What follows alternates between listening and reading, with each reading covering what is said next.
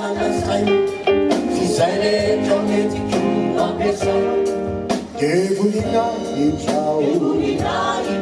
na de toky lalao fa tsy misy na iray azavia mitro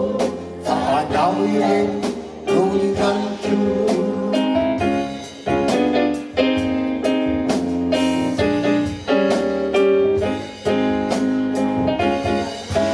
nitomoko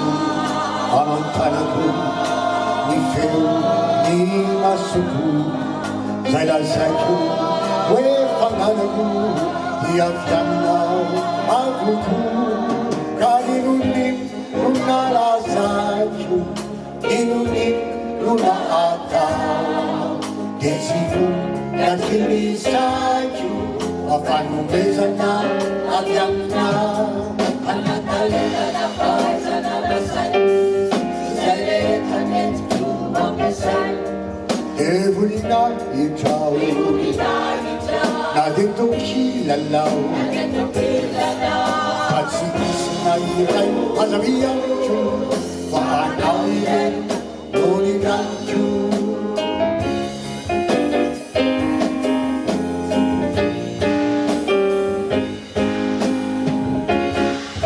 zay rehetra omeno amay na ny saina na ny fo na ny tena na ny panay mahanasibo avoko aome ho any eky zito avy aminao fa raha izay izao irery tsy atotosy izay atao fanatalentana fahaizana nasay tsy zay rehetra metiko ampiasay devolina itrao na de toky lalao fa tsy misy na iray azavia mitro fa anao ireny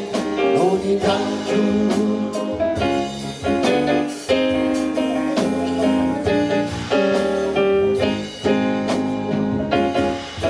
de iko bahiko zany fitahiny zany na olava na foy ny anompianako eto anao baoe ho any ery zitoky avy aminao fa raha izay izao irery tsy atotosy izay atao fanatalentana fahaizana nasay tsy zay rehetra metiko ampiasay devolina itrao na de toky lalao fa tsy misy na iray azavia mitro fa anao ireny nolikaniko fa anao ireny nolikaniko